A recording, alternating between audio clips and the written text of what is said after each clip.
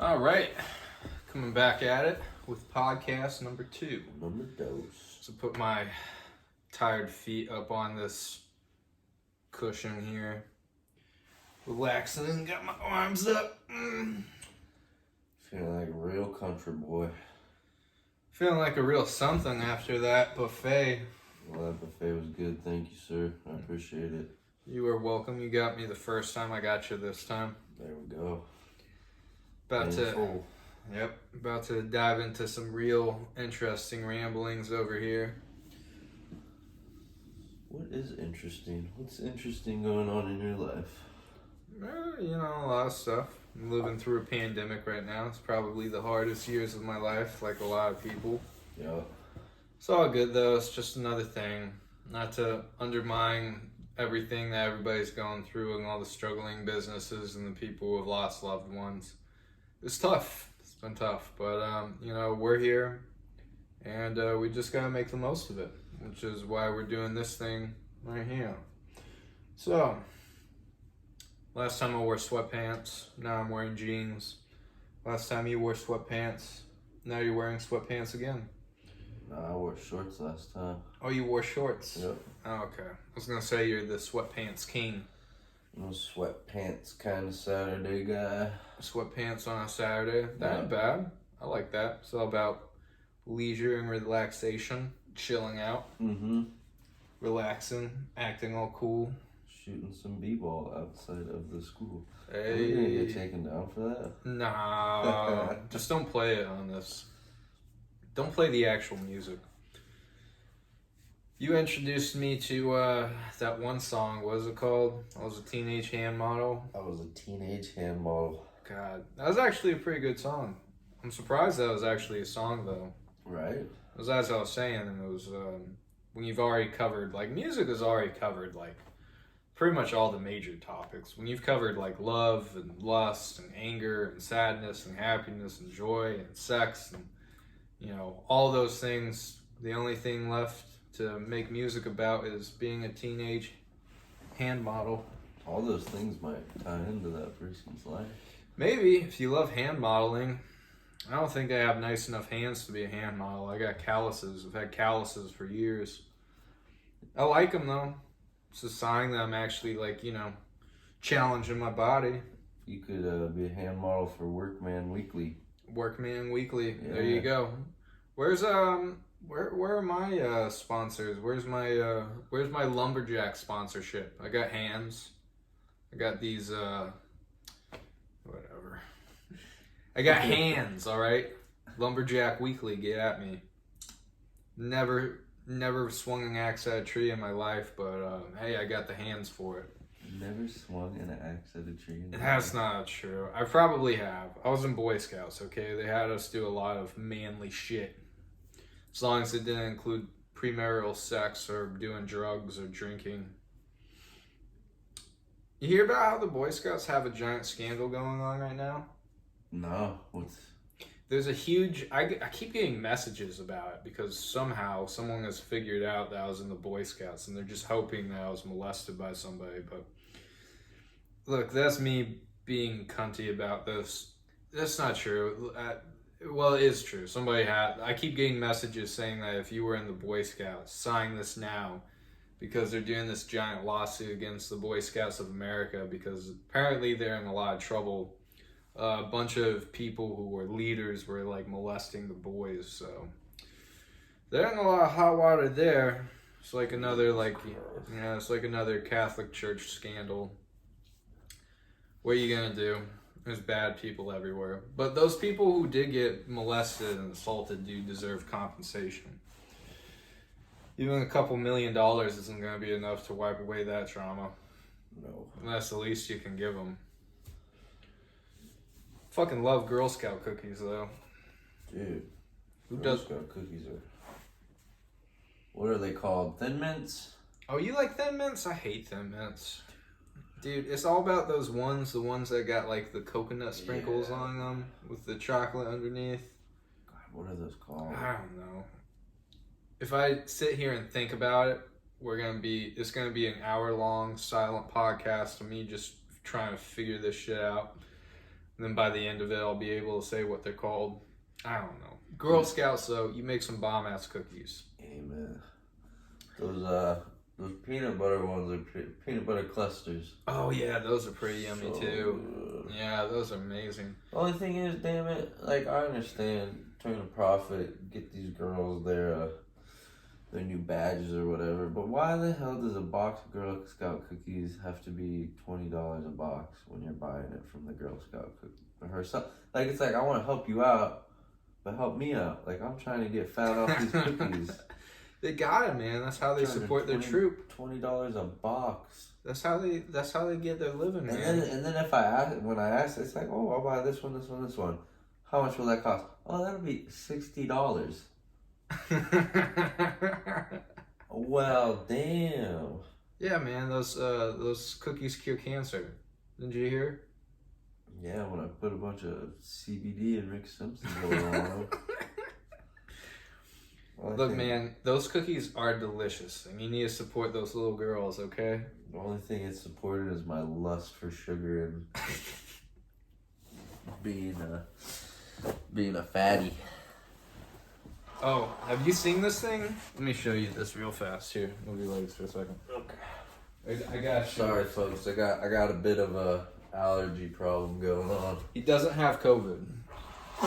It's not COVID. I was just born with weak sinuses. Yeah. So look at this. Have you seen the octopus? Yeah. Oh, you've already seen this? But tell me about the octopus. All right. So my girlfriend saw this on Instagram. So basically, what it is, it's a period octopus. So if you look at it, right, it's all happy.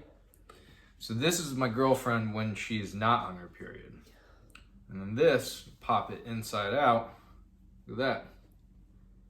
It's got an angry little face. That's when she's on her period. So you know that if she's on her period and this thing is popped out, I'm in the clear. But if this guy's out, I got a lot of snacks to buy. I'm going to buy her a lot of ice cream or something. Vegan ice cream because she doesn't do dairy. But if I do that, she's usually pretty happy. It's a little tidbit. Little insider info. I am not sponsored by the period octopus. But if you buy one, this thing is going to help your relationship. Especially if your girlfriend's on her period. Alright, let me put this back where I found it. Okay. So, Mr. Daniel Russell. Yes, sir. Last time we talked, we ended the podcast on your craziest magic mushroom trip. Indeed. I wanted to bring up, this time I did Salvia, which was, Salvia is kind of a weird one now. It's kind of an obscure drug. Salvia is like, for those that don't know, it used to be like this drug you could buy at like all gas stations. It's kind of like bath salts. Not like bath salts. It's like bath salts in the sense that you could buy it at a gas station and it would make you high. But they both do completely different things. Bath salts turn you into a fucking flesh-eating zombie. Salvia is like how would you describe it? It's like a 15-minute peak mushroom height or whatever trip. Yeah, it's basically like it's like the strongest minutes in your mushroom trip, and I feel like it doesn't even last 15 minutes. I feel like probably like five. At most it lasts like 5 minutes. Yeah. Yeah, you don't really find salvia anymore. The last time I did it, was probably like 7 years ago, maybe more.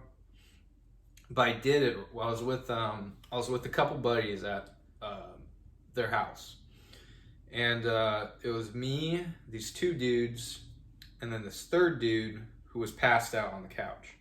We were all sitting in the circle, and they had never done salvia before. Only two of them did it. The guys with the long hair. There's this other random dude who was passed out on the couch. He's working real hard, but so I loaded up the bong with the salvia. I took my hit, and then with salvia, right, you gotta like hold it in for 30 seconds. So while I'm holding it in, right, holding in the smoke, I pass the bong over to my friends. They hit it. They're holding in their hits for like 30 seconds, and then we release, right. My friend, he was like, man, this shit doesn't do anything. And then he just stopped. And we were all in the ocean. And the fucking waves, we were riding them. And like my friend, right, he had the bong in his hand. And he's just riding the wave with the bong. Like he's got the bong as like some kind of oar. He's just like riding it. And he's swimming through the fucking ocean. And I'm just laughing my ass off. And then the other dude who didn't do salvia, he shows up. He's riding on a fucking couch in this ocean. And he just throws his blanket over. And the blanket becomes the ocean. And it just washes over us. And we're all just like swimming through this. My friend's got long hair, so it's just like fucking blowing through the fucking ocean as we're just going through it. And then when we come to, and this is the crazy part, is that when we came back, we were all soaking wet. Wow. We were all wet. We were all wet, bro. Like I was just covered in water. Yeah, and so was my friend. There was a puddle of water on the floor, and we were all wet. Like we had just been in the ocean. And to this day, I still don't know where that water came from. Was there anybody who wasn't smoking salvia? Well, yeah, there was one guy who was sitting on the couch, but he didn't have any water. It's not like he had a bucket of water next to him or a water bottle. What the hell, man? Maybe there was a roof leak. Bro, we just went to the ocean. That's what salvia does. It takes you to the ocean. It teleports you straight to the water. It teleports you straight to the water or wherever you're going. I feel like that was the only time I really did salvia, though, because like all the other times I kind of did it, but I was sort of afraid of it because, you know, when you go to that place, like you lose everything. Like it's not like a mushroom trip where like even at the peak of the mushroom trip, if you have a good mindset, you can still kind of control yourself. But when you're on salvia, like that shit just zaps you to another world. Like you lose all control of your motor functions. You lose control of whatever the fuck it is that you're doing. So like people will just like, they'll go to another place. Like you'll look at like, you'll take your hit, hold it for 30 seconds, and then like, you'll look at your friend and your friend's face will just become a kaleidoscope and fucking like, you'll just like go through that kaleidoscope of your friend's face and just fall through a tunnel or some shit. That happened once with, also with another friend of mine. Yeah, I forgot about this. I did another salvia trip with him and his face turned into a block. Like one of those like, what the fuck are they called? Jenga blocks. You know the Jenga. Are you talking about the Biggie blocks from fucking Mario Kart? No, dude, Jenga. You know that game where you build up the tower and then you take the block out and you put it on top? Yeah. Yeah, that. The dude, his face turned into a Jenga block. So he started smiling and he was laughing. As he was laughing, like the Jenga blocks were coming out and stacking themselves on top of his head. Maybe the world was just telling me he's a blockhead. I don't know. This could have been it. It's full. His head's wooden. There's nothing in it. It's hollow. I've taken a lot of dabs too. I mean, like we used to be pretty huge stoners. I don't know how much you still smoke or smoke weed every day. Yeah, but I mean, like there was a point where, like, when I was like from like 17 to 20, like I was just blazing weed. Like I get ounces at a time and just smoke that shit in a day, or half an ounce in a day. Like it was nothing. Like I rolled up a 17-gram blunt. It was like this big, and like I was smoking it between me and 7 other guys, and like by the time it became the size of a regular blunt, like it was just me and 2 other dudes. No, me and 1 other dude, 2 dudes total, including myself, because everybody else was passed out. Right. Everybody else just fell the fuck asleep. Like they're smoking this fat ass blunt. They're just like, oh, bro, caught them Z's, just fell asleep. Too much kush for one man to handle. Yeah, man.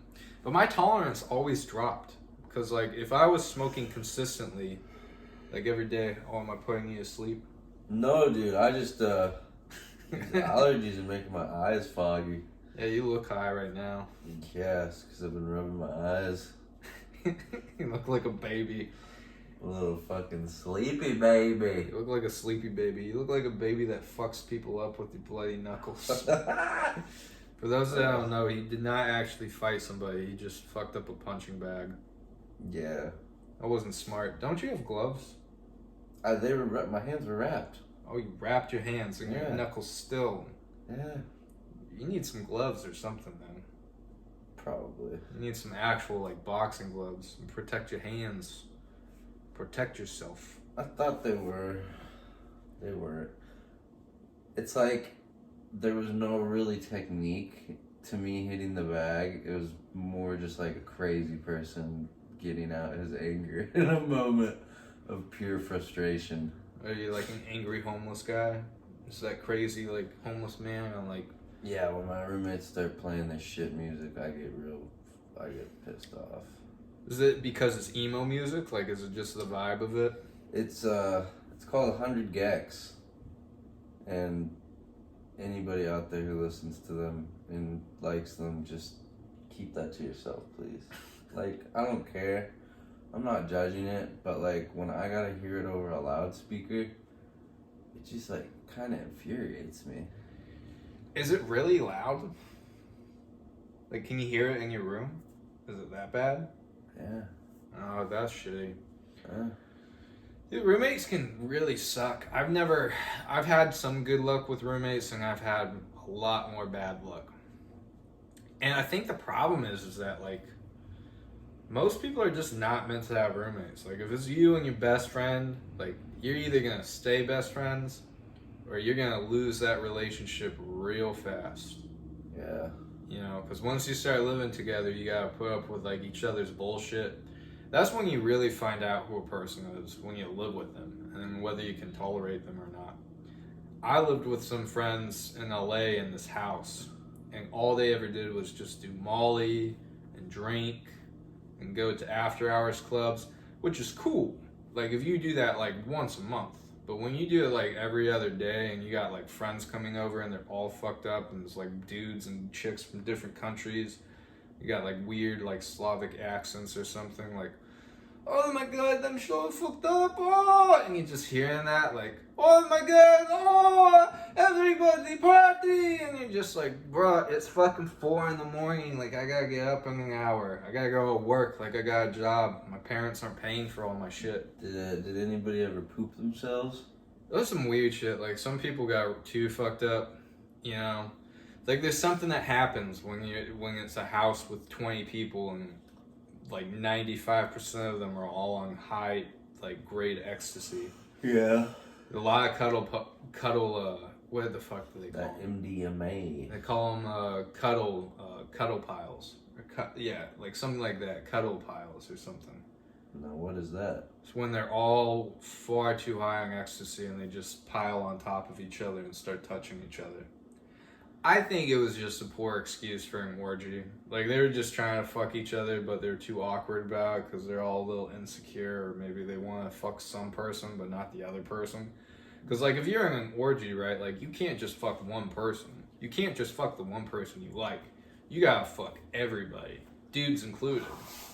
So, you know, half of them are dudes, half of them are chicks. Like, you know, maybe there's some attractive chicks in there, but you gotta touch at least everybody once. So I don't think that panned out for them very well.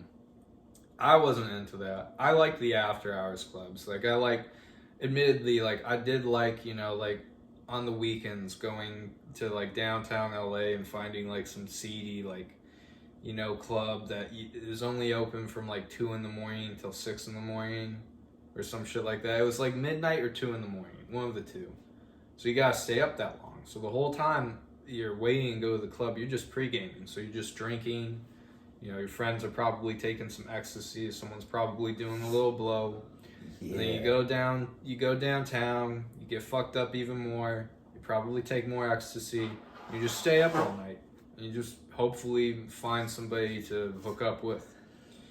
I didn't do that. I drank a lot, I smoked a little bit, I'd go downtown, I'd have some fun, but I wasn't into, you know, like, just getting fucked up every other day. Like, I was like, if anything, like, let's just do that once a month. You know, like, let's not trash our bodies completely. Like, let's just try and, like, let's do it for the longevity, you know? Like, let's do it for the longevity. Because if we do it once a month or every other month, we could do this the rest of our lives. If we do this every other day, someone's going to turn into a crack fiend. Yeah. And that's kind of what happened is, like, I started working, I was going out on auditions, I was doing, commercial work and, like, going to, my work as a trainer, a fitness trainer, and then they would just, party and live off of their parents' allowances, and, like, the two lifestyles really conflicted. And, like, as soon as I stopped doing drugs, one of my other buddies kind of stopped doing drugs too, so he wasn't really into that whole scene. Or, sorry, did I say stop doing drugs? I never started doing drugs. You caught me. I was the biggest drug addict of them all. Just kidding. No, as soon as I stopped partying, like, as soon as I stopped going to the after-hours clubs and just kind of, like, honing in on what I wanted to do, and my other buddy was sort of doing the same thing because his parents cut him off and he had to start working. The other two roommates we had and the friends that they associated with, like, they sort of lost interest in us because we weren't a part of their party lifestyle anymore. Like, we both wanted to, like, try and figure our shit out, not distracted with all these, amazing distractions. They're amazing in the moment, but, overall it's like, what does it really do?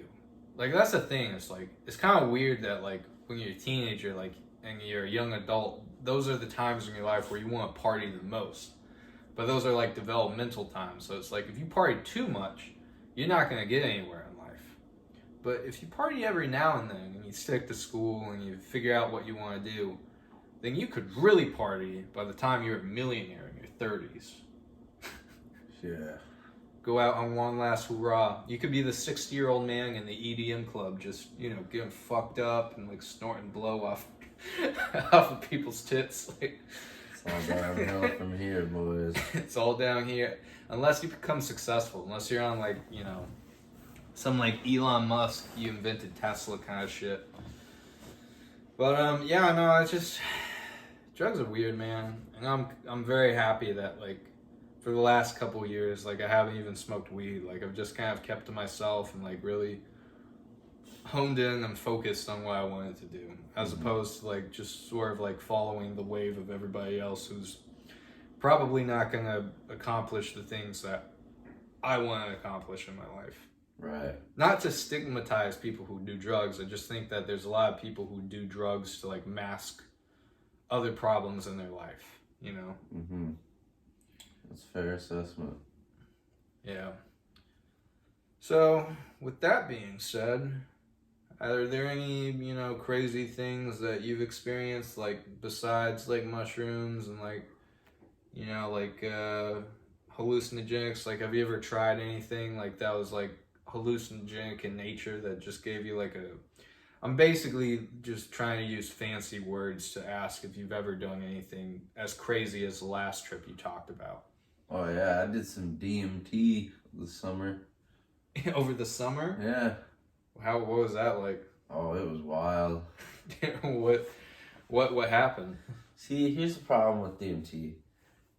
Or there's really no problem. Here's the problem with people doing DMT. Don't take it too seriously. Like, if you're gonna do it, understand that you are not gonna be the same person afterwards. Like, you will experience some sort of, like, connection with this this other realm or whatever. But I didn't think it was real. I thought it was real cool. But honestly, what happened was we're at my buddy's house. We're having a late night. Got a little into the early morning stages, and I was just like, man, what better thing to do? Because one of my buddies had mentioned he had DMT, and I was like, what better thing to do than just end the night on a DMT trip, So I was like, load the pipe up. I'm gonna go smoke real quick, and then I'll come back inside and we'll hit the DMT pipe, okay? They kind of thought about it. They're like, is this motherfucker serious? And I was totally serious, dude. Like, when you want to do a hallucinogenic, you're, like, scared, but at the same time, you're not gonna, like, take matters into your own hands. If things get too crazy, this is what I'm gonna do. I'm gonna hold the pillow and I'm gonna put the covers over my eyes and I'm gonna I might scream under the covers for a little bit. Leave me alone, I'll be fine. But what happened was he loaded the DMT pipe quite a bit. And like we mixed it with some weed, just, you know, mellow out the harshness of it. And like it was crazy because at first when I hit it, I was like, huh, I don't really know what's happening. And then like I was closing my eyes and all I could see was like hieroglyphics with like the Benjamin Franklin face of the $100 bill. Like moving like a conveyor belt, dude. Just like endless, just like right in my closed vision. And like eventually the Ben Franklin started getting these X's over the top of them. And then like the hieroglyphics like got smaller and smaller in the background. And I was just like, I wanted to freak the fuck out, dude. I didn't know what was happening. Because everything was cool and my eyes were closed. But then I opened them for a second and like everything was still there. So I was like, yeah, it's better to just close my eyes. And I like grabbed a pillow and I was like, shut the fuck up. Like, just went with it, dude. Just had a good old experience. And then, yeah, it was really nice. The next day I was completely shot though. Like I had to spend the whole day in bed. Cause I think one of the things the hallucinant, like, experience like DMT or something, it really like puts you in that state of like a conscious ready death, you know? Like I kind of felt like during it, like the fear of death was there, but I was totally cool with it because if death is anything like that, then death is gonna be fucking awesome, dude. That's a grim thing. I hope I don't die anytime soon. I still don't feel like I've lived a full life, but man, I've ever since that, my like concept of death is like, it used to be so hard to grasp. Like I used to get so scared, I would get worried, but now I'm just like, man, death might be the coolest thing ever, cause like, I don't gotta do shit after I'm dead, dude. I'm just gonna be sitting in my dead body, just like looking at trapped, sitting there wondering what happened to Benjamin Franklin, bro. Have you ever heard about the fairies? Yeah, no. One of our cousins, he did it. He saw the fairies. I think that boy's got a wild imagination. That's what I think it is, dude. I think, like, if you have a strong concept of something before you go into a hallucinogenic trip, like let's say you're struggling with your concept of God and like maybe like your own actions that make you feel guilty throughout the day, right? Well, if you do DMT and God starts talking to you about how you're a bad person or like maybe you're not making the right decisions, maybe that's your conscious telling you these things aren't the best things to be doing for yourself, you know? One of our cousins said that? We'll leave it to somebody. Somebody did it. I don't want to put anybody's name out there, you know. Yeah, sorry, you're not gonna know everything about us, but yeah. Right. But it's just because like I kind of felt like when I did it, I had nothing to lose. Like I'm always a bit worried about how things are gonna go. I'm like even in just a normal conversation, like walking up to work is just like kind of nerve-wracking sometimes because it's like I don't know how things are gonna go, but usually I try to put myself in a state of like, all right, don't let your feelings like, you know, affect others. Don't try to push any negativeness on anybody. Like it's sometimes that's hard for me, but I really just like to like turn it into a joke. And I don't know, man. I think like hallucinogenics give you a real deep look at your like conscious to see if you're like happy with the decisions you're making. And one of the things is like I don't think I was really happy with the decisions that I was doing leading up into that. But like that moment was just so nice. Like it was scary. It was like a little bit too much or whatever. Like I don't know what the fuck was happening, but like I knew like I was gonna get something good out of it, even if it made me a slug the next day. That sounds like you had a good time. Yeah, no, it was good. It was a good time. It's a lot better than some of my magic mushroom experiences, that's for sure. Yeah, had a couple.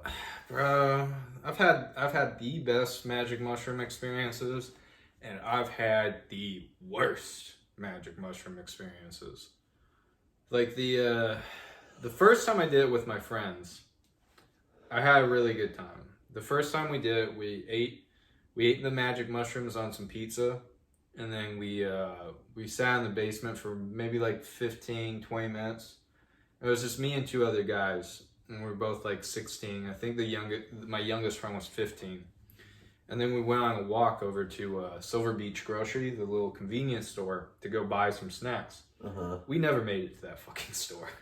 Like, it was impossible to talk when it started hitting. As my friend described it, he was like, "Oh, it feels like I'm on ecstasy and I'm drunk at the same time," which is kind of what it felt like. But then you also have the hallucinations.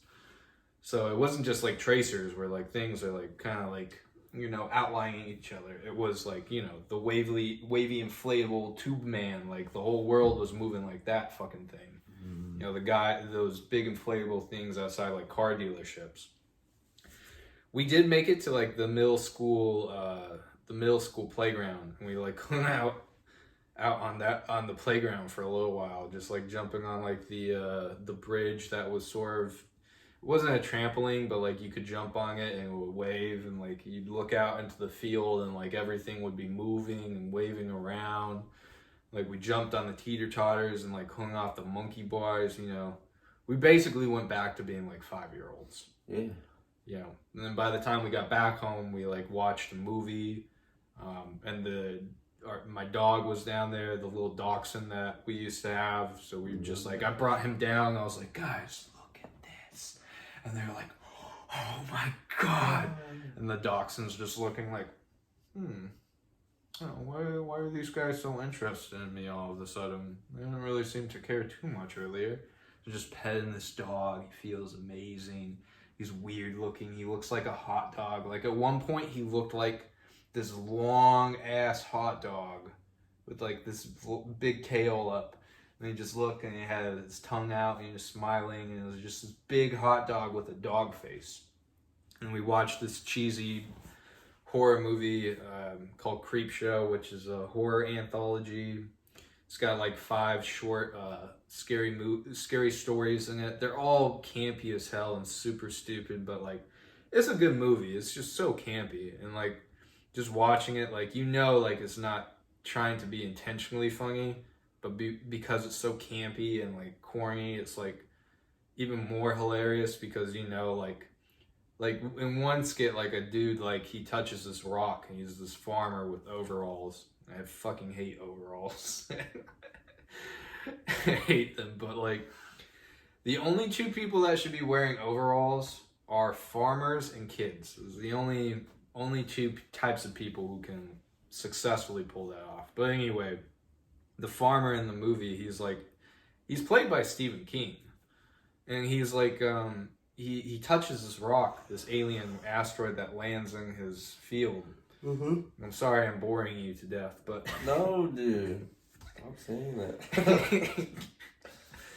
come on, am I that bad? Did you work until 6:30 in the morning this morning? Nope. I got up at 5 in the morning. Do you know what that feels like, working from 10:30 to 6:30? I don't want to know. Sometimes I gotta fucking yawn. I'm listening to your story. Alright. You're not boring me. This is all entertaining. I like this. Keep going. Anyway, the dude, he touches this asteroid and he turns into like this mothy looking, like he basically just starts growing moss all over himself. Like he's turning green. The whole farm's turning green. His house is turning green. There's just moss everywhere. It's basically like Washington if the moss just decided to say fuck you to everybody and just grew over all this shit. Started taking over. Yeah, all this like green mossy mold. But yeah, it was so funny that like you were just laughing the whole fucking time. But then I've also had trips where like I totally blacked out. Like I drank this giant can of Monster at this buddy's apartment. Giant fucking can, right? Like one of those Monsters is just loaded with like 6 cups of coffee. Fuck, man. I drank that thing and I took an 1/8 of mushrooms. And that Monster didn't do jack shit. Like I drank that whole fucking Monster. took those mushrooms, and I blacked the fuck out. I was wearing a coat, I had pants on, the whole deal. And then when I woke up, I was in my underwear. I was face down in my underwear. I pissed myself. I was like, what the fuck just happened? Like, I was conscious. Like, I was, like, totally coherent. Like, I knew, like, I was, like, alert. I wasn't high anymore. I got in my car. I started driving home. One of my friends called me up and was like, dude, did you just leave? I was like, yeah. And he was like, I don't think that's a good idea. I'm like, why? He's like, because you took mushrooms. I was like, yeah, maybe you're right. Maybe it's not a good idea. Because, like, I didn't have my clothes. Like, I was in my underwear. I pissed myself. Like, I rung into my car because I was freaking out. Like, I didn't know what the fuck happened.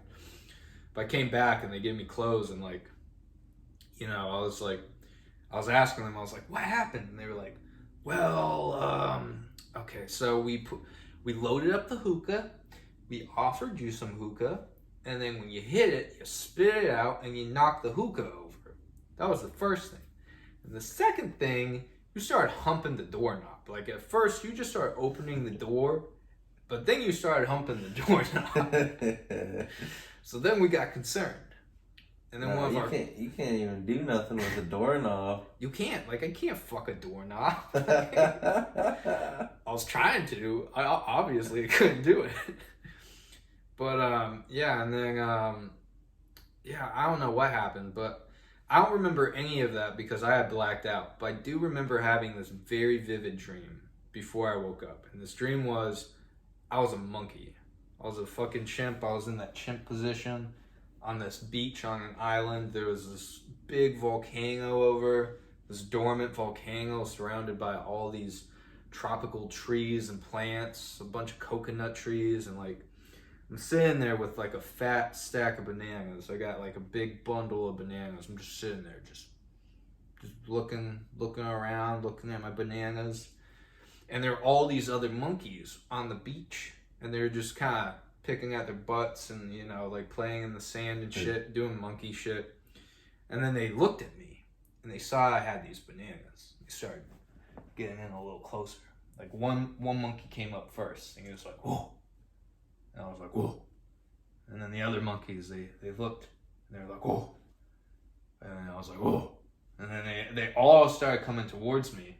They got more aggressive. They were like, whoa, whoa, whoa, whoa, whoa, whoa. You know, and I'm like, whoa, whoa. And I was like, these monkeys, these fucking asshole monkeys want my bananas, but they're not gonna get them. So I'm having this shout off with these monkeys, just whoa, whoa, whoa, whoa, whoa, whoa, whoa. All of them just fucking, you know, we're all just whoa, whoa, whoa. And then I woke up, and I was in my underwear. And I pissed myself, and I was like, what the fuck happened? Like, that should have been the very last time I did mushrooms, but I fucked up. I did mushrooms 2 other times. I wasn't ready. The second time before the last time, the time before the last time, I was ready. I had a good trip. I did mushrooms with a couple of friends in their house, and we watched Creepshow number 2. And that movie was fucking hilarious as well. But the last time, that was a bad decision. You know what happened. I'll just say it. I got arrested because I pissed in public and went to jail high on mushrooms.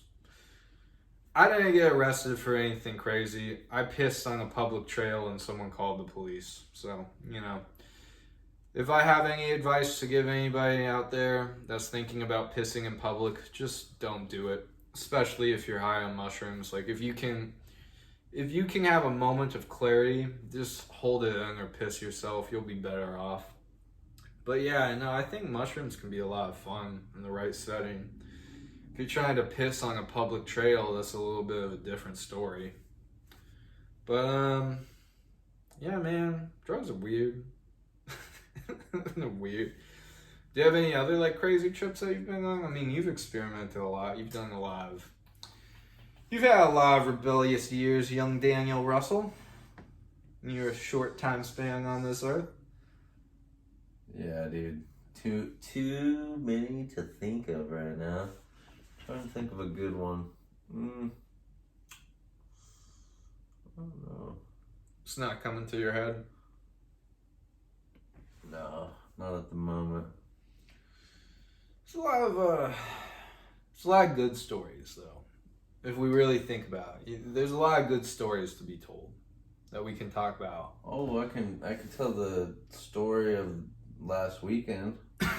Last weekend? What'd you do last weekend? So last weekend we watched a couple buddies and we sometimes on the weekend we'll like get a hotel room or something, just like debauchery, right? Just drinking in a hotel room, doing crazy shit, watching the fights. And at one point we were like, oh yeah, we forgot we reserved the swimming pool for 10 to 11, so we like, I'm gonna go down there, just like sit in the hot tub for a little bit, you know, like sober up in the hot tub. Freaking I don't know why this started, but we just like decided to do like flips and stuff into the pool, and I have never done a backflip in my life. Never. And if I have, I haven't landed it. Not even close. Me and my drunken confidence, I decided to start doing backflips into the pool. And to my surprise, I'm actually getting halfway. I'm landing on my back right into the pool. And I finally get one where I think like I landed on my chest into the pool, and I was like, oh, sick. But I was getting dangerously close to the edge. Like, dangerously close. One of my buddies even said, he's like, when you do it, jump out. Don't jump fucking up in the air and rotate. Like, jump out. I was like, oh yeah, I got you. Instantly. Did it. Landed on my goddamn head on the fucking pool. Like, ground or whatever. Yeah, that was a bummer. I think you showed me that. You had a big gash on the top of your head, too. Yeah, I have neck pain from doing that stupid ass shit. I have 3 herniated discs that I'm still stuck with from years ago, just fucking like doing backflips on trampolines and trying to do front flips off of, you know, just regular ass ground and always landing on my fucking neck. I used to be really good at front flips and backflips on the trampoline, and the last time I ever did a backflip on the trampoline, this was like the 3rd time I had landed on my neck. I did the backflip, landed on my neck. I was in so much pain. Mom poked her head out through the window. She was like, "Are you okay?" No, it was first Will. No. What happened was the dog was outside. I landed on my neck. The first person to look at me concerned was the dog. The dog just whipped his head up and was like he was just like, you could tell by the way he was looking at me. He was like, bro, you fucked up. And then Will pops his head out. He was like, are you okay? And I was like, yeah. I was trying to like play it cool because like I was kind of embarrassed because I had landed so many times on my feet doing backflips. Like it was nothing. But this one time I landed on my neck, and I was like, I'm pretty sure it was the time that really fucked me up, because before that I had tried doing a front flip at my middle school's playground, and I landed on my neck, and the supervisor, the playground supervisor, like came up to me and was like, don't do that shit again, like, you know, like we don't need a lawsuit here.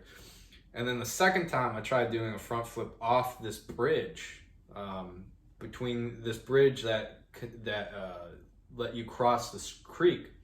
I tried doing it off of my bike, and I landed on my neck. Like the bike fucking flew out from under me, landed on my fucking body, and I landed on my fucking neck.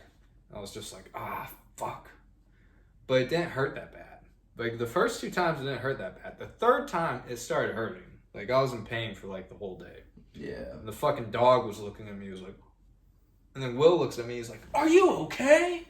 And then Mom comes out through the sliding glass door, and she's like, what are you doing? And I'm like, it's fine. I know what I'm doing. And ever since then, I've had neck pain. I have 3 herniated discs in my neck. I've had them my whole entire life. Have not healed. I'm surprised they're herniated discs. Like, I don't know whoever did my MRI, like, if they fucked up and just said I had herniated discs and they just didn't see if it was something more major. But, like, yeah, it's not that bad, though. Like, I do neck stretches every day. That helps. I do, like, thoracic extension. I put my elbows up on a bench and try and lengthen my spine, so it doesn't feel that bad. But there are some times where, like, if I sleep on my side, like, I used to sleep on my stomach. I can't do that anymore because I turn my neck like that, and then I wake up and, like, my neck would just be all fucking jacked up. But now I sleep on my back, and, like, I try and keep my posture upright whenever I can. Like, I'm kind of slouching a bit here, but it's not that bad. So, like, ever since I started doing that, like, I really haven't had that much pain in my neck, so that's good. That is good. It is. I could have fucking broken my neck and been like one of those guys that can't, doesn't have any fucking feeling or movement in their fucking legs. Dude, I got a story for you. I believe it was the 5th or 6th grade, right? And was with two of my younger friends, and I don't know if you remember them. The people I always hung out. I don't want to say names on here. I don't want to say names. I don't want to put anybody's person out there, Yeah, just in case you get famous and then they decide to sue you for fucking saying that they did crack in the 8th grade or some shit. No, I don't think that. But we were all just at that playground, by the, I'll say the Jay's old house, off of where Squalcom is. Oh, yeah. You know what I'm talking about. Your old ex-girlfriend's house.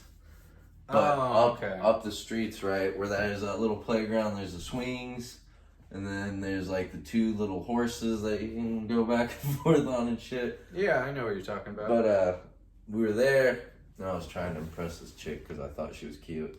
I was like, I'm going to jump so high off this fucking swing set, dude. It's going to be glorious. Well. Going up, going down, finally feel it. I'm feeling it. This is the time I'm going to jump. Going up, try to slide off. My fat ass doesn't get off the seat, dude. Like, one butt cheek gets off, and the other butt cheek is just now floating hopelessly in the air. And, like, one arm is off, and the other arm's kind of, like, trying to reach back to, like, grab this thing. Well, as I'm coming down, the swing just completely leaves me, right?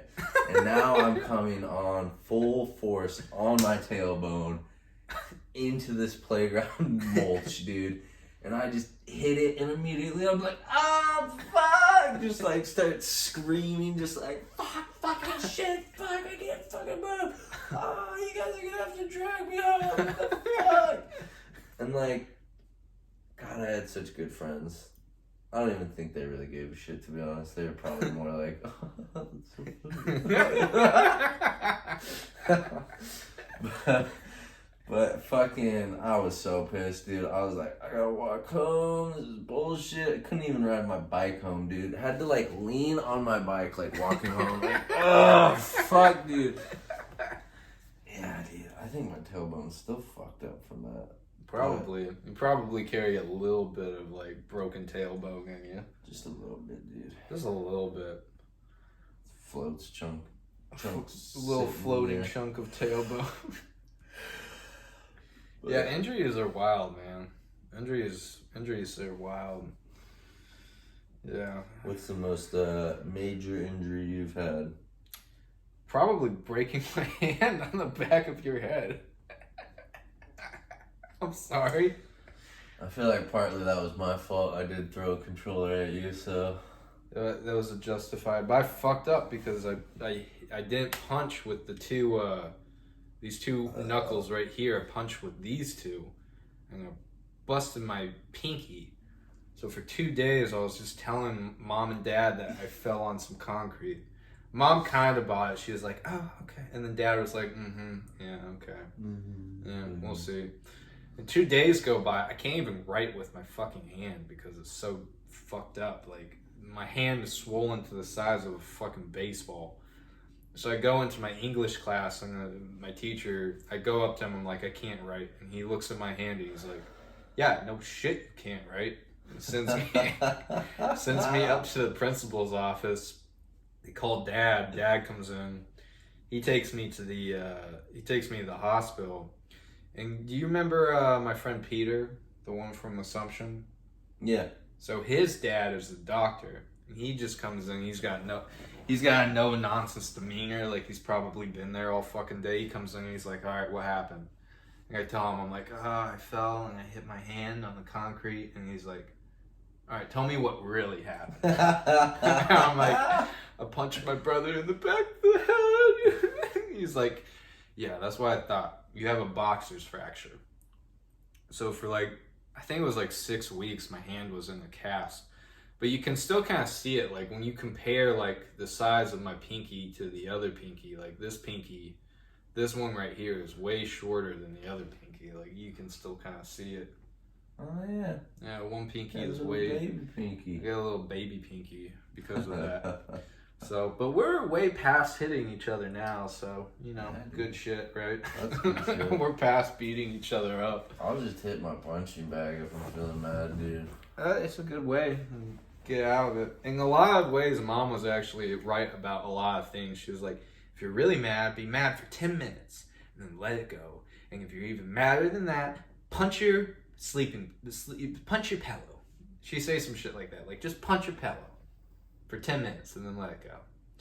A lot of ways she was right. She was not wrong. That would have been a way better way of just coping with all the shit we were dealing with than just duking it out with each other. Emotions are so hard to comprehend when you're younger like that. Being a teenager in general is it's a tough transition. Especially if you're like some knuckleheads like us. We just want to party and be popular and see, hook up with girls. Dude, I always want to be cool and be partying and shit, but I slowly realized that parties and shit, I'm that awkward guy who fucking hangs out in the back and just like observes things.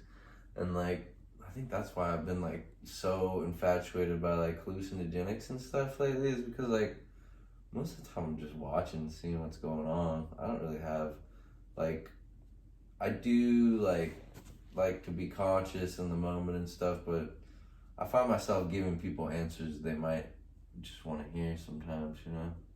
Yeah. To avoid a deeper conversation. I relate to you on that. I do like hearing what other people have to say and like absorbing as much information and, you know, picking up on like things as possible. But I do like a good time. Like I do like, you know, being rowdy and that kind of stuff. You know, now being in a relationship though, I've learned how valuable it is not to do that all the fucking time.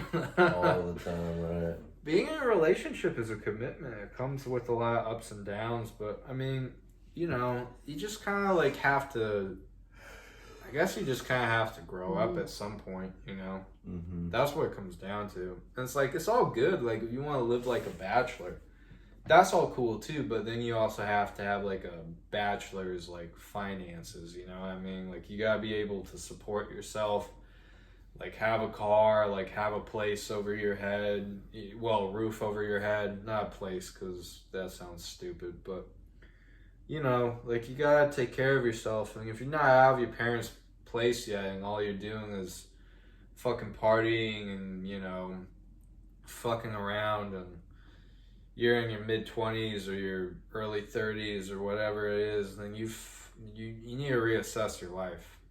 In all fairness though, I mean, like, there are some exceptions. I mean, like, this whole pandemic, you know, I don't blame anybody for like struggling financially and having to like compensate by moving back in with their parents or, you know, a relative or something like that. Because it's been rough, man. Like, that was part of the reason I got out of Los Angeles, because I was just like, okay, I'm paying for an overpriced apartment for what? Just to hang out in this little box, you know, for like the next year or whatever. Like, the only reason anyone moves to LA is for the opportunity and for the fun that you can have. You don't get a lot of that if you're just sitting in your apartment all day, not doing jack shit. Dude, yeah. Which was pretty much what I was doing throughout the pandemic. Aside from the times that I came up here to visit mom and dad and all you guys, I was just sitting in my apartment, like, trying to think of things to do. Like, I'd work out, and then I'd write a little bit, or I'd submit myself to auditions, and then just kind of sit around and be like, It's not really a lot to do when you don't have a job and everything's closed the fuck down. Right. And I have different, like, I understand, like, some people's logic if they're like, things needed to be closed down for the sake of everybody else's health. I understand that. But at the same time, if you're going to do that, you need to give people a financial net. You know, you need to give them something that will catch them when they fall on hard times. Because if you just tell everybody to shut the fuck down and you don't give them any money, how the fuck are people supposed to survive? Like, it doesn't make any sense. Like, the world runs on money. The moment you stop the money, right? You stop people's money coming in, like, nothing happens. Like, their lives cease. They just stop. You know, they're just trying to figure out what they can do, get money again, so they can get out of this fucking financial hellhole that they've gotten themselves, that they've unwittingly, I'm fucking that word up. Unwillingly have found themselves in. Because it's not like they closed down on their own free will. No, some fucking asshole who dines in a restaurant and tells other people they can't dine in a restaurant and puts his kids to school in person schools while everybody else's kids can't even go to school. You know, that dude tells you that you can't work. Like, that's a very weird thing. I think that's very dangerous. Like, if you're gonna tell people they can't work, you better be giving them money. And if you tell kids they can't go to school, like, that's the weird one. Like, how are you supposed to, like, your early developmental days are just spent, like, kind of in this weird place where, like, you know, you're supposed to grow and socialize and have friends and go out, but then you're just stuck at home, like, not doing anything. It's like, that's gotta suck. You know, some kids think they have it bad because, you know, they you know, don't get to go to all the parties or whatever, but when you're just stuck inside, there's nothing to go to. That's weird, man. I mean, that was a big reason I got out of LA. I was just like, dude, that's so fucking weird. The masks and everything, like, the people bringing the masks and shit, like, I feel like that's just dumb too. Like, it's not infringing on your rights. Like, you're just not being an asshole. Like, the masks do protect you to a certain extent. Like, if someone sneezes on you and you don't have a mask on, like, all their viral load is now on you. Like, you're more susceptible to get sick from whatever the fuck they have than if you were wearing a mask, and at least the mask absorbs some of that, you know, viral load that they send your way. Like, granted, little particles could slip through the mask, but it's like, it's the viral load. Like, the more of that load you get, like, the sicker you're going to become, the less of it you get, the more likely you are to beat whatever it is that you got faster, or not get sick at all. So, you know, there's a lot of, like, that's very centered in the whole thing. Like, I don't really think that, like, you know, I in particular have all the answers. But, you know, the way everything's been done, it's just been real wacky. I think the way the government has handled everything has just been, like, really irresponsible to, like, what the fuck else are people gonna do? Like, a lot of people base their livelihoods off of working, and, like, it gives them a sense of fulfillment, not just like, oh, I need money. Like, this is what I really love to do, and, like, taking that away from people is like, I don't know. Unless somebody has, like, hobbies and, you know, they're keeping their mind preoccupied and stuff, good. But also the financial side of things is just a completely different story. And them being like, oh, here's, how much money have they given us? $3,400 during a year of closing. Like, that's bullshit, dude. Come on. Like, okay, I understand a lot of people are on unemployment. You know, I'm not saying a majority of those people. I'm sure a lot of people have lost jobs, and a lot of people have lost jobs. But me seeing some people who, like, I mean, they weren't even fucking working, dude. They're just taking advantage of unemployment and shit. And it's like, there are people out there who really are struggling, and, like, I don't know. They need it. I get what you're saying. Like, there's gonna be people who really need unemployment, but then there's gonna be those people who take advantage of it. Because those kind of people take advantage of everything, but That doesn't work out. Yeah. Well, did you hear about the billions of dollars that the EDD lost in California? Yeah. So the EDD is the Employment Development Department. It's basically where you go to get unemployment. They gave out billions of dollars to criminals, and a lot of it was fraudulent. Like, I was just like, how the fuck? Like, there were moments where, like, I was unemployed and I was struggling to get my benefits, and, like, they were giving, like, billions of dollars to criminals. Like, I was like, all right, what the fuck? Like, I can't get anything, and I lost my jobs because they shut down. But, like, these people who are in prison, like, they're getting benefits. Like, oh, this makes all kinds of sense. You know who I think the governor of California is like? He's like an asshole stepdad. He's just terrible at parenting. He gives all the wrong advice. Like, he's trying to be close to you, but not too close because it's uncomfortable. He still wants to be in charge. But he still wants to be in charge. Like, he wants to come in and be like, hey, I have all the things to tell you, all the things that you need. Like, listen to me. But then he fucks up. Like, he tells you not to do something. Like, he's that dad who's like, don't smoke weed. And then they go outside and they smoke a joint. Like, he's that dad. Like, he's telling people, like, don't go to restaurants. You'll get the coronavirus. And then he's caught in a restaurant without a face mask, eating food. The funny thing is that he said he was outside. But the motherfucker had a chandelier over his head. Like, in the restaurant. I'm like, come on, bro. Like, you went outside. Like, outside is like gazing at the stars. Like, you got a fucking chandelier on your head. Dude, since when did they start making outdoor chandeliers? That's what I'm saying. Like, where the fuck are you gonna hang it? Like, a chandelier has to hang off of something. Drone. It's a drone with a chandelier. He's just like, I just like it because it makes me feel like I'm inside. It makes me feel normal, all right? Don't question the drone with the chandelier over my head. Could you imagine being that waiter? You just like, you've got the control panel the whole time. You're just like, please fucking eat faster. Like, my hands have been holding this controller for the last 2 goddamn hours. Like, goddamn hours. Yeah, dude, that dude's like a bad stepdad. That's who he is. But he might get recalled. There's like 2 million signatures. The ballot to have him recalled and do a special election has triggered 2 million signatures. So there is a possibility they might recall him. The only thing is that California is an incredibly liberal state. And like, I get it. Like, you know, if you're right-leaning or left-leaning, like, you want your team to win. But, like, you just have to ask yourself, it's like, at what cost? Like, if a dude, like, if 75% of all the restaurants in Los Angeles close, if billions of dollars of unemployment are going to criminals, if half the fucking state is on fire and millions of acres are scorched, and the homeless problem is rampant, like, no one's trying to solve that.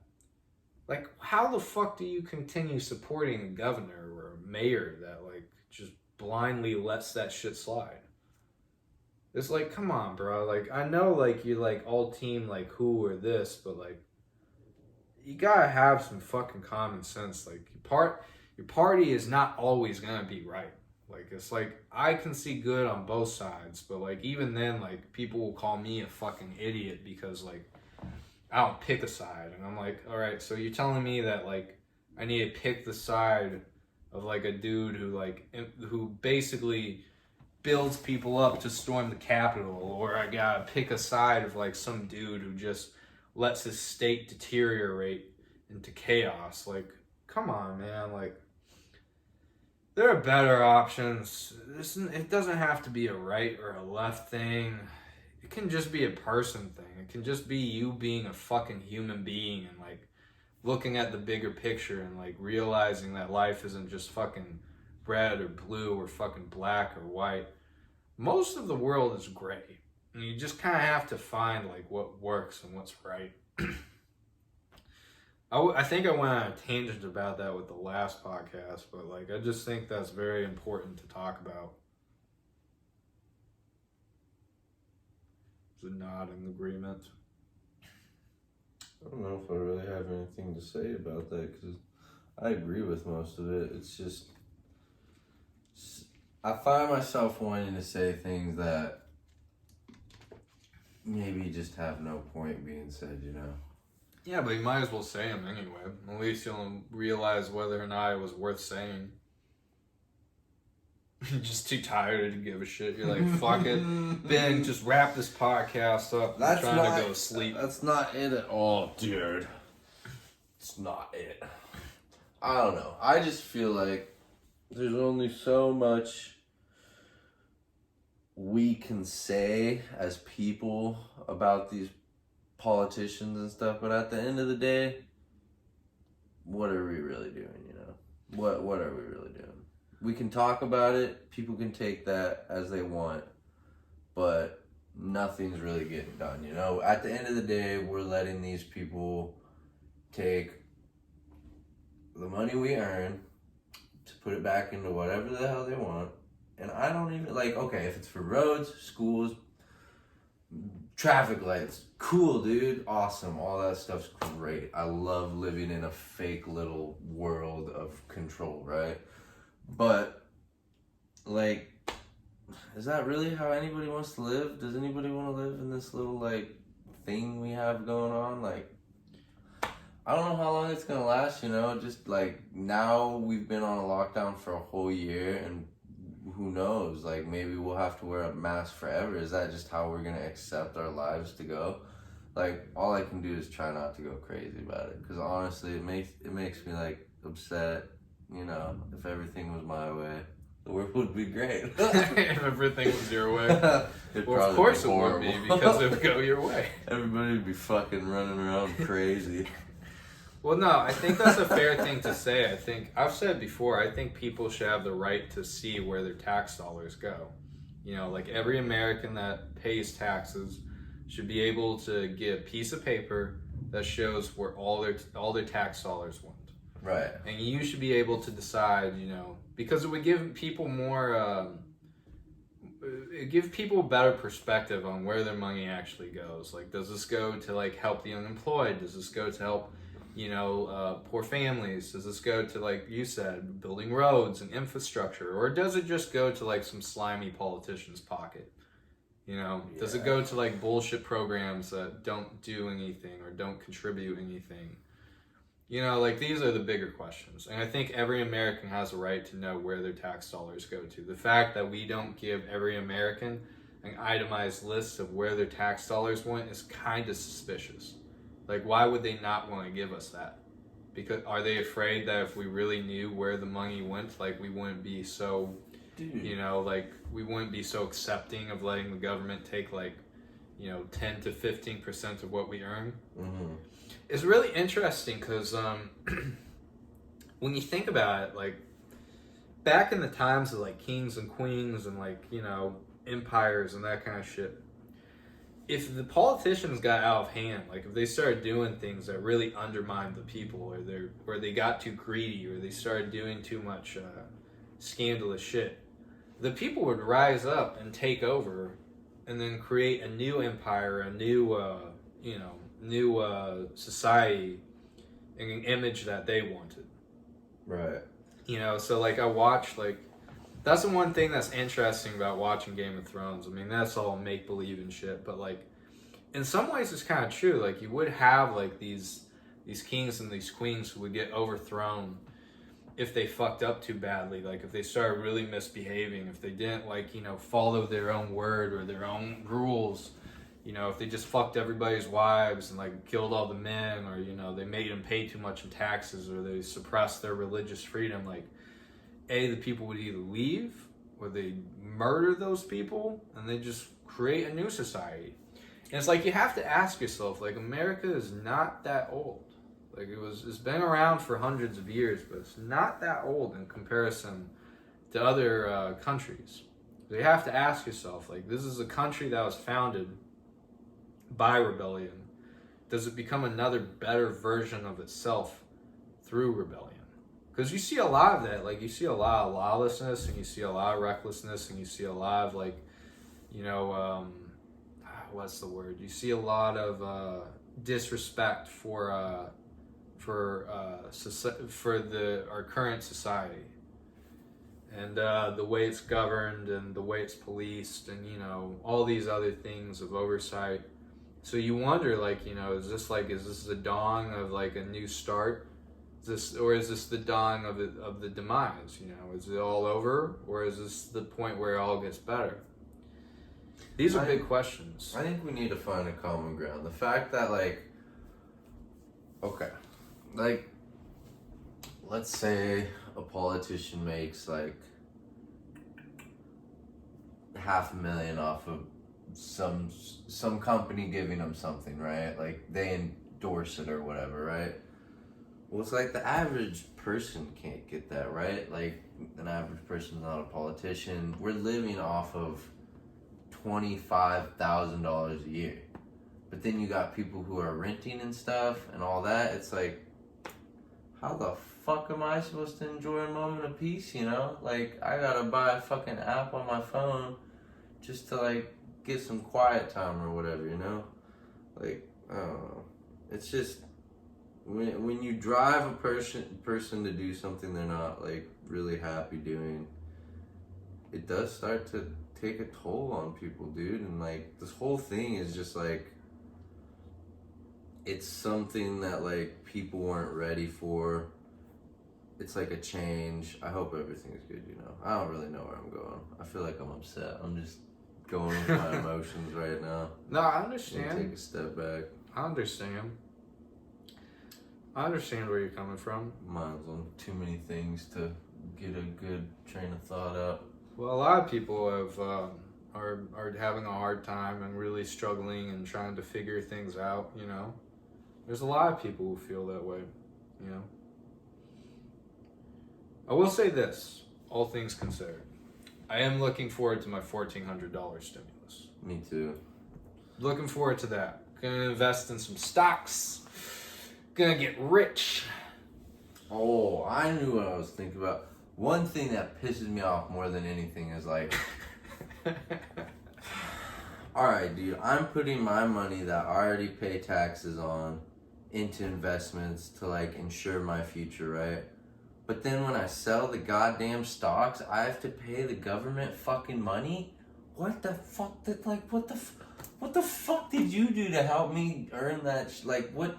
Did you advise me to put my money here? Or did you advise me to put my money there? No, but you want a fucking piece of it after I sell it? Like, go fuck yourself, you greedy fucks. Like, what the fuck does that... Washington State's about to make it, like, this thing where if you sell under a certain amount of stocks, right, you still have to pay a tax on it. It's like, well, dude, what if I just wanted to make in a couple extra bucks to, like, buy some new clothes or, like, have gas for the goddamn week or money for, like, other luxuries besides rent and living in my fucking little bubble that I'm stuck in right now? Like, dude, the fact that the government can be like, or the IRS, whatever, can be like, no, we gotta take 30% of this, or you're being taxed on this over a certain amount of time. So it's like, let's say my investments get to $1 million in the future, right? So I have to pay $300,000 fucking dollars out of that to you guys for nothing? Like, what the fuck, dude? What did you guys do? What did you fucking do? I want somebody to explain to me why they can do that. Because, like, okay, like I said, if all these taxes are going to things that actually matter, then I'm not even upset about it. But why are you taking my fucking financial future, like, away from me? Like, sure, I'll still have money or whatever if I'm still on the right track, but, like, come on, guys. Don't fucking take what's mine. It pisses me off. And that's where I think we're getting to as Americans is, like, two sides are divided, right? Like, some people don't even give a fuck about what I'm talking about. That's great, dude. I don't give a fuck either, really. I just want to make enough money so I don't have to work in a goddamn warehouse the rest of my life, right? Like, I want to have enough money to where, like, okay, if I wanted, I could go on a fucking drive somewhere nice and see a view that's going to give me a memory that I, like, can appreciate, Because that's, like, what I really appreciate is, like, just like having moments like that. But when you're forced to work in a warehouse and you have less time to do those things, like you really start to like you have to give yourself moments of clarity too. So it's like I still journal, I'll draw, but it's like I don't have the luxuries to go do a lot of the things I want to really be doing. And that sucks because now we're in a fucking quarantine. We've been in a quarantine for a year and now they're telling you can't do certain things. So it's like, maybe you guys should step off your fucking high horse and your cocaine rooms and your fucking pharma parties, dude, and really understand what's going on with the little man, because, you know, the little man can only take so much shit, dude. There's a lot of little men, and they can all come up and they can fuck this whole thing up. And I realize now, just saying that last part, like, I'm not crazy. I'm not gonna take matters into my own fucking hands. If anything, I'm gonna build a cabin in the woods and fucking die in there starving to death. Like, I don't like somebody else, like, above you telling you what you can and can't do, you know? Like, I never liked that. I never liked that in school.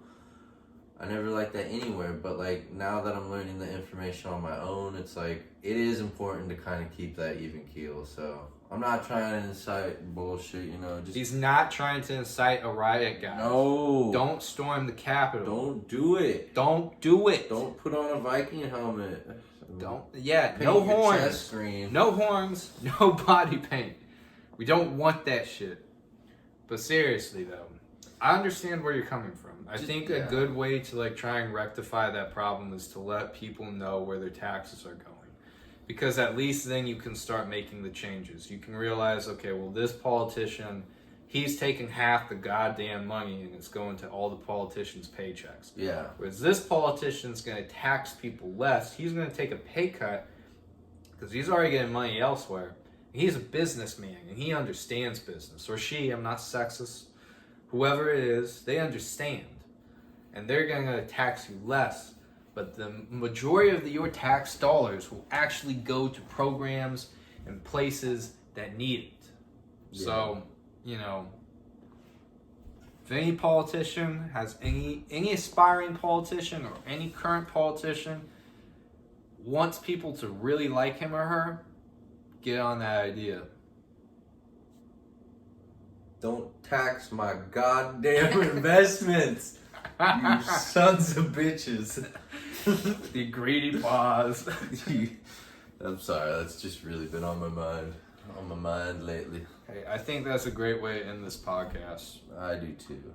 All right, don't go riot, you know. It's okay to get upset about things, but don't take your anger out on other people, you know. Like, I like violence to an extent if it's controlled. Like, if it's in an MMA fight or a boxing fight, I really dig that. But, like, when I see violence on the streets or violence, you know, in a home or in hearing it across the way from the neighbors, like, that really does faze me. So, you know, it's okay to, you know, get angry, but let's all be mindful of ourselves and our actions, right? Yeah, use that energy from the anger to use it in a constructive way that can actually create positive change. Right, yep. Get on those tax sheets. Let's see where that money's going. All right, brother, I love you, man. Love you too. Let's end this podcast. See you, everybody. Stay solid.